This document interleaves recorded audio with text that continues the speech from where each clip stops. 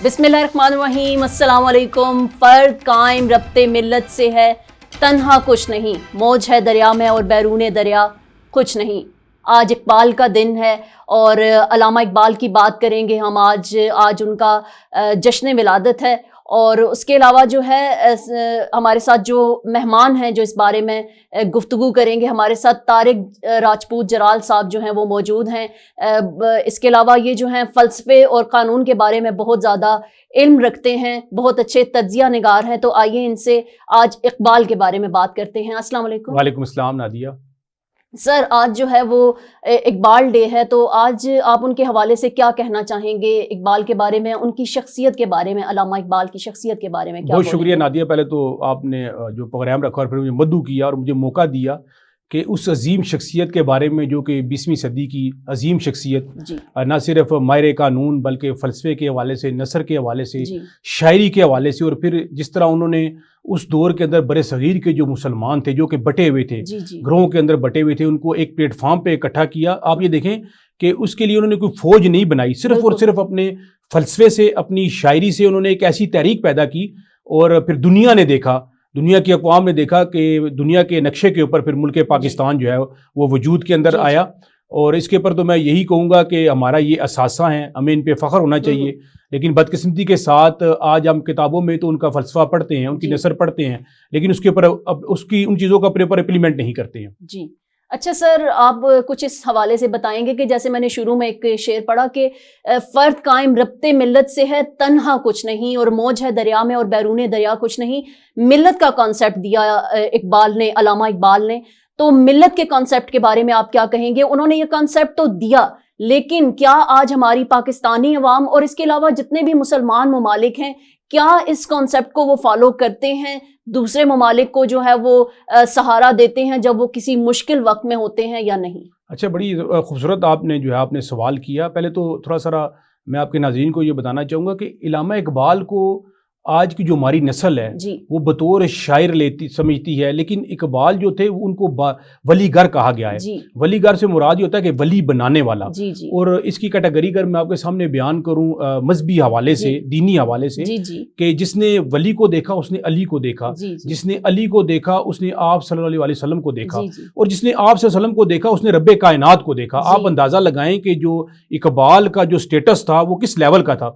अगर मैं आपके सवाल की तरफ आऊँ, जो मिल्लत के हवाले से आप बात कर रहे हैं, देखिए मिल्लत का जो कंसेप्ट था, मैं ये समझता हूँ कि आज अगर हम सब मिलकर उनकी उस मिल्लत के कंसेप्ट के ऊपर अमल पैरा होते तो आज मुसलमान इस तरह मार ना खा रहा होता। आज कश्मीर में जो है मुसलमान जो है वो इस तरह बेयारो मददगार ना पड़ा होता। आज फ़लस्तीन के जो बच्चे हैं, जो माएँ हैं, जो बहनें हैं, वो इस तरह जो है वो तरफ नहीं रही होती। इकबाल ने कहा था कि दुनिया के अंदर दो ही कौमें हैं, एक मुसलमान और गैर मुस्लिम। नादिया देखें, हमने अपनी चॉइस के ऊपर जो है लोगों को लाइक और डिसलाइक करना शुरू कर दिया। और कुरान मजीद में वाज़ेह तौर पर अल्लाह तबारक व तआला ने ये हुक्म फरमाया है कि यहूद व नसारा आपके दोस्त नहीं हो सकते। आप इकबाल की सारी अगर आप उनकी फ़लसफ़े को देखें, अगर शायरी को देखें, कि जो मैं तो ये कहूँगा कि शायद कुछ लोगों को ये मेरी बात ग्रां गुजरेगी कि कुरान मजीद की जो कवाली अगर मैं कहूँ तो वो इकबाल ने अपनी शायरी के जरिए पेश की है।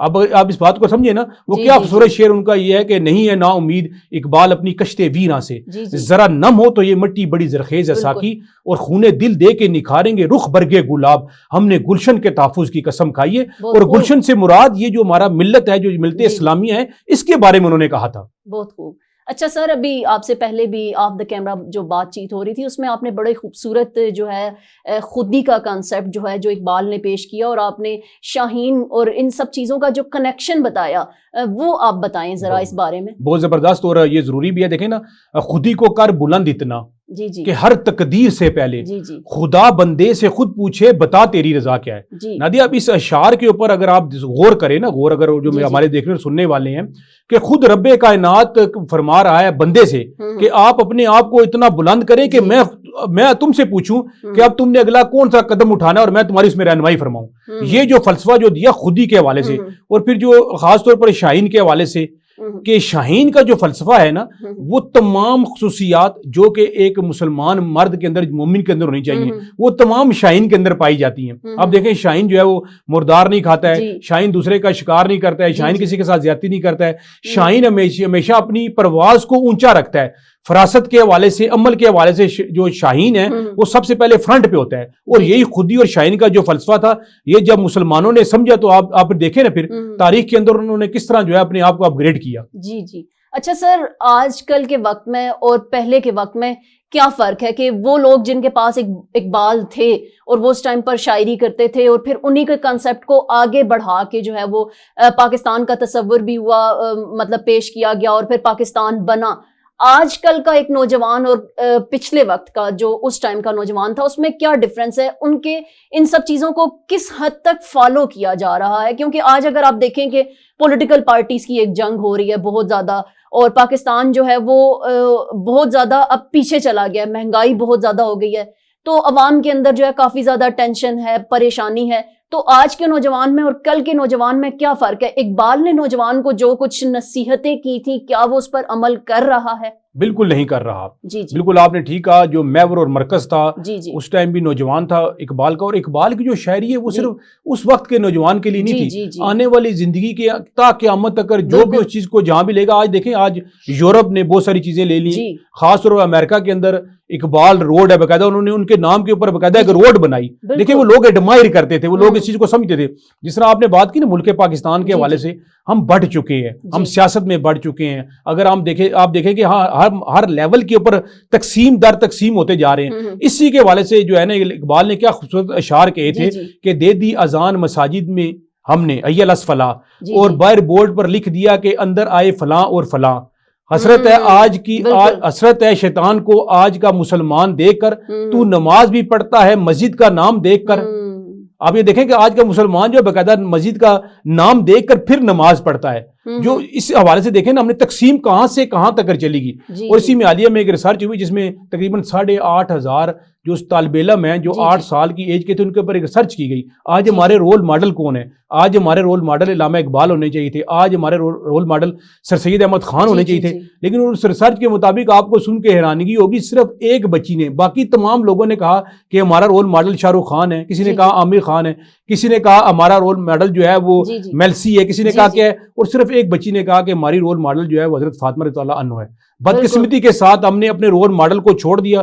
جب ہم نے دوسروں کی تلقین شروع کی، ہم نے خودی کے فلسفے کو بھی چھوڑ دیا، ہم نے شاہین کے فلسفے کو بھی چھوڑ دیا، ہم نے امت مسلمہ کا جو فلسفہ تھا اقبال کا اس کو بھی چھوڑ دیا۔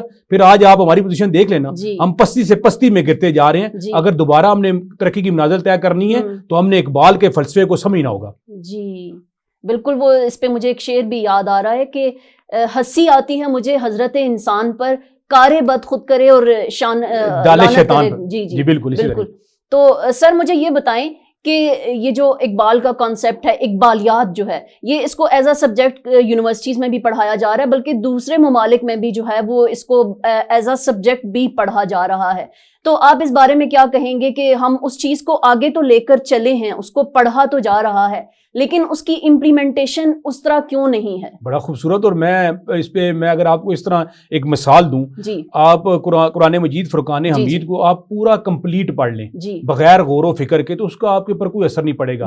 لیکن اگر آپ غور و فکر سے اس کا ایک لفظ، ایک پیرا، ایک جملہ اگر پڑھیں تو وہ آپ کی تقدیر بدل دے گا، آپ کی زندگیوں کو بدل دے گا۔ سیم لائک آپ نے بڑی خوبصورت بات کی، پڑھایا تو جا رہا ہے ایز اے سبجیکٹ وائز، اس پہ عمل درآمد کی طرح۔ آپ کو تو یاد ہوگا کہ ہمارے اسکولوں کے اندر ابھی بھی ہوتا ہے، لپے آتی ہے دعا بن کے، اگر آپ کو یاد ہو پڑھایا جا رہا ہے، لیکن اس ٹائم کو اور آج کے پڑھانے میں زمین آسمان کا فرق ہے۔ اس کو آج صرف روٹین وائز پڑھایا جاتا ہے۔ جو آپ نے سبجیکٹ کی بات کی نا نادیہ، اس میں یہ آپ دیکھیں نا کہ جب آپ چیزوں کو سمجھ کے نہیں پڑھیں گے، اگر آپ اپنے بچوں کو کنسیپٹ نہیں سمجھائیں گے، آج مجھے آپ یہ بتائیں نا کہ کتنے بچوں کو یہ بتایا جاتا ہے کہ جو اقبال، علامہ اقبال وہ کتنی بڑی پرسنالٹی ہیں، آج اقبال ڈے منایا جا رہا ہے۔ آپ یہ دیکھیں اسکولوں میں چھٹی ہے، چلے چھٹی، گھروں کے اندر کتنا اہتمام کیا گیا ہے، بچوں کو بتایا جا رہا ہے کہ اقبال وہ تھے کہ جنہوں نے مسلمانوں کو اٹھایا تھا، اقبال وہ تھے جنہوں نے مسلمانوں کے اندر ایک تحریک پیدا کی تھی، اقبال وہ ہیں کہ جن کے بارے میں دنیا کے اندر 24 گھنٹے کے اندر وہ خواہ کو مولوی ہے، خواہ کو عالم ہے، خواہ کو شاعر ہے، خواہ وہ کھلاڑی ہے، خواہ وہ اداکار ہے، کسی نہ کسی نثر میں،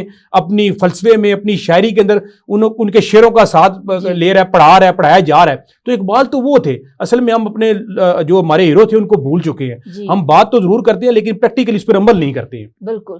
اچھا سر، آج کے اس خوبصورت دن پر آپ جو ہے کوئی چھوٹا سا میسج جو ہے وہ دیسی ٹی وی USA اور DTVNN کے ناظرین کو کوئی خوبصورت میں ضرور دینا چاہوں گا ان اشعار کی صورت میں، کہ اقبال کی یہ اشعار ہیں اور ہم سب کے لیے، آپ کے سننے والوں کے لیے بھی ہیں، کہ کوئی ضبط دے نہ جلال دے، ہمیں صرف اتنا کمال دے کہ ہم بے کسوں کی صدا بنے، زمانہ ہماری مثال دے، اور تیری رحمتوں کا نزول ہو، ہماری محنتوں کا صلہ ملے، ہمیں مال و زر کی ہوس نہ ہو، ہمیں بس تو رزق حلال دے، اور تیری بارگاہ میں اے خدا شب و روز ہماری یہی دعا، تو رحیم ہے، تو کریم ہے، تو سبھی بلاؤں کو ٹال دے۔